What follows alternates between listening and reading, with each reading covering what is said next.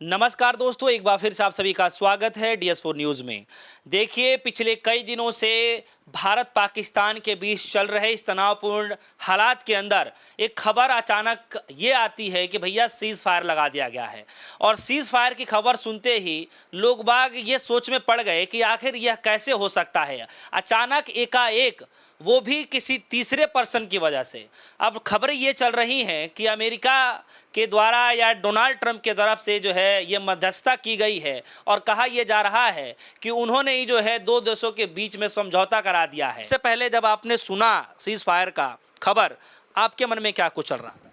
देखिए, हमारे मन में तो ये चला, एक दुखद स्थिति थी कि हमें बहुत खराब लग रहा था कि जब भारतीय सेना के जबड़े में जीत, जैसे कोई शेर अपने अपने शिकार को लेकर वापस आना होता है और वहीं पर उसको कह दिया जाए कि छोड़िए, ख़त्म है कहानी।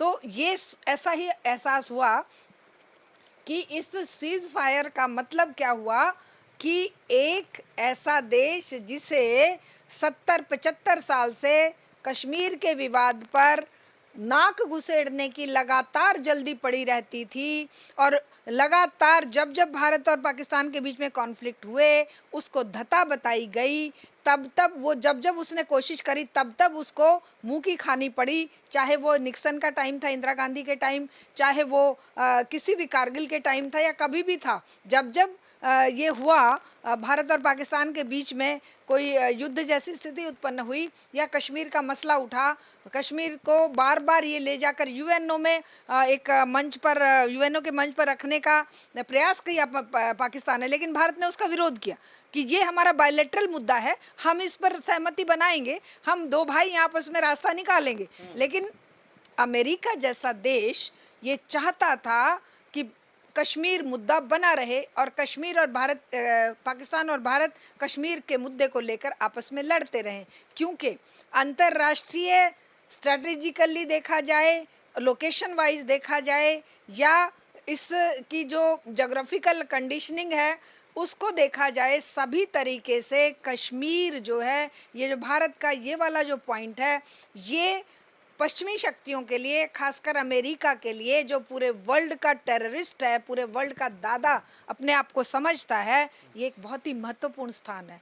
और भारत भी इस बात को समझता है। पाकिस्तान के तो समझने का कोई मतलब है नहीं, क्योंकि वहाँ तो सत्ता प्रशासन में है ही नहीं, वहाँ तो प्रशासन में है फौज। और फौज क्या करती है? फौज को चाहिए टुकड़े टुकड़े फेंकते हैं पश्चिमी देश, और उसको IMF जैसे, वर्ल्ड बैंक जैसे भर भर के पिटारा वो देते हैं पैसा कि लड़ो, तुम भारत के ऊपर अटैक करो, हम देख लेंगे, हम तुम्हारे पीछे खड़े हैं। जैसे पालतू वो नहीं होते हैं पिल्ले कि तुम भौंको भौंको, हम तुम्हारे साथ हैं। तो ये स्थिति पाकिस्तान की है।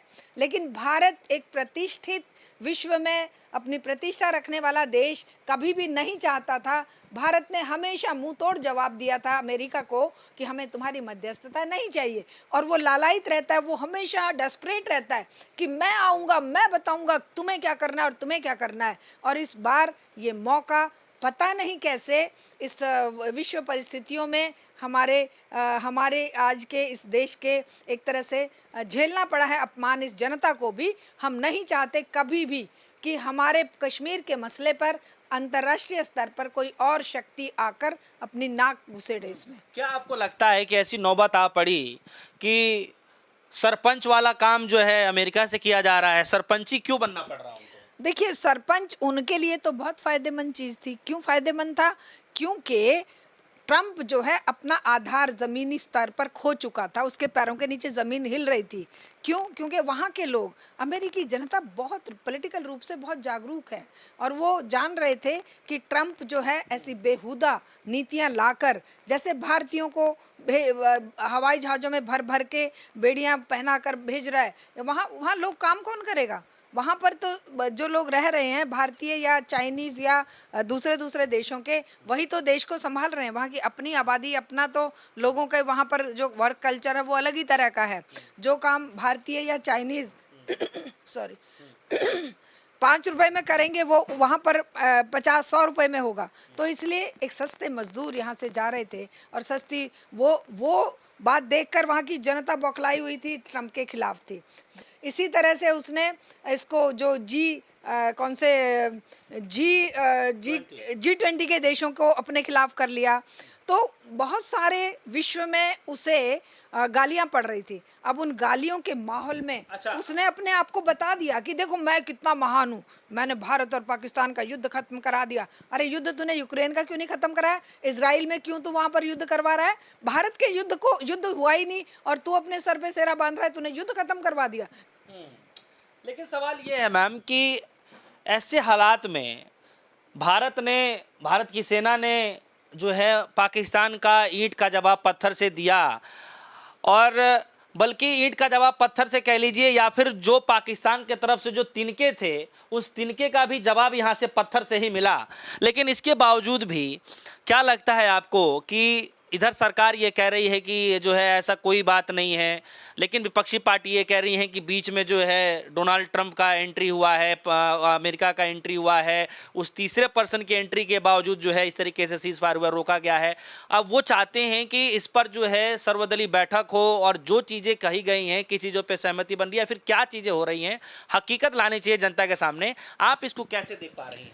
देखिए, इंदिरा जी हो, चाहे हमारे अटल बिहारी वाजपेयी हो, चाहे अभी मोदी जी हो, ये सारे के सारे इस पूंजीवादी व्यवस्था के चलते वो कुछ आत्मसम्मान के साथ और कुछ अपने स्ट्रेटेजिकली इसको अमेरिका को आंख दिखा पाई थी। उन्होंने अमेरिका के 7वें बेड़े को मुंह तोड़ जवाब दिया था। उसका एक कारण था बहुत बड़ा, हमारे पास एक समाजवादी बहुत ही मजबूत मित्र खड़ा था जो विश्व में अमेरिका को टक्कर दे रहा था, और अमेरिका उसके आगे घुटनों के बल आ भी जाता था। हमें याद है कि 97 की वॉर में शोर मचा, सेवेंथ फ्लीट शुरू हो गया, सेवेंथ फ्लीट उतार दिया है, अमेरिका ने सेवेंथ फ्लीट उतार दिया है। तो भारत ने कहा उतारिए, आप सेवेंथ क्या, अब जितने आपके पास फ्लीट हैं सारे उतारिए, भर के ले आइए, क्योंकि दूसरी तरफ यूएसएसआर खड़ा था। यूएसएसआर ने कहा कि चिंता मत करिए, हम हैं ना आपके साथ। बहुत बड़ा स्टेप था, लेकिन भारत की एक मजबूत नेतृत्व कहिए, भारत के मित्रों का सहयोग कहिए, और भारत तो उस समय शक्तिशाली था भी नहीं। आर्थिक इतनी बड़ी जो आज पॉपुलेशन है, आज जो हमारी परिस्थितियां हैं, उसके मुकाबले भारत ऐसी स्थिति में नहीं था।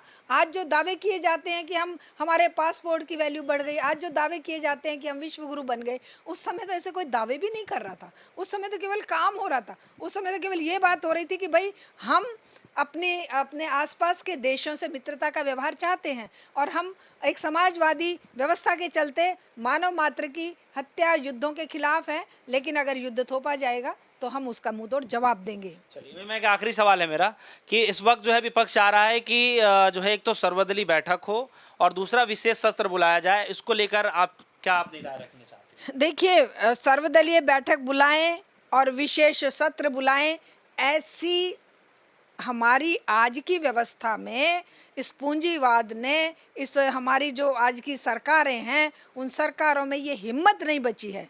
क्योंकि सरकार कोई एक कोई पार्टी नहीं चला रही, सरकार चला रहा है इंटरनेशनल कॉरपोरेट, और वो इंटरनेशनल कॉरपोरेट मीडिया को भी चला रहा है, वो इंटरनेशनल कॉरपोरेट जो है वो आतंकवाद को भी चला रहा है। ये छुटके आतंकवादी हमले होते रहेंगे, छुप के लोगों की जानें जाती रहेंगी, और हम हाथ मसल के केवल संवेदना प्रकट कर देंगे या हम मुआवजा दे देंगे। इनकी बजाय परमानेंट समाधान होना चाहिए, चाहे विशेष सत्र बुलाया जाए पार्लियामेंट का। जनता के कंधों पे जिम्मेदारी है कि वो इन सरकारों की, पूरे विश्व की सरकारों की जो पूंजीवाद की गिरफ्त में है, उन सरकारों के खिलाफ एकजुट होकर मानवता को बचाने के लिए युद्धों का बहिष्कार करे, आतंकवाद का बहिष्कार करे, हथियारों का बहिष्कार करे, तभी मानवता जिंदा रह सकती है। बहुत बहुत शुक्रिया, हमारे साथ जो है मैम मौजूद रहीं, और आप देखेंगे वहाँ विपक्षी पार्टियों ने जो है इंदिरा गांधी के उस दौर को याद करना शुरू कर दिया है। और इतना ही नहीं, आप देखेंगे कि कांग्रेस मुख्यालय के बाहर तमाम पोस्टर भी लगा दिए गए हैं, हम इंदिरा गांधी को हम याद कर रहे हैं, या फिर हर कोई इंदिरा गांधी यूं ही नहीं बन सकता। इस तरीके के लगातार पोस्टर लग रहे हैं, और लगातार ये मांग उठ रही है कि अब सर्वदलीय बैठक फिर से बुलानी चाहिए, विशेष सत्र जो है बुलाना चाहिए, उस पर जो है तमाम चीज़ों पर पर चर्चा की जानी चाहिए। दरअसल आप सभी के मन में क्या कुछ चल रहा है जब आप सभी ने सीज फायर की खबर सुनी, तो आपके मन में दिमाग में सबसे पहला बयान या फिर चीज़ें क्या चल रही थी? आप हमारे वीडियो कमेंट सेक्शन में जाकर जरूर बताइएगा। फिलहाल के लिए दीजिए इजाजत। देखते रहिए DS1 न्यूज़। धन्यवाद।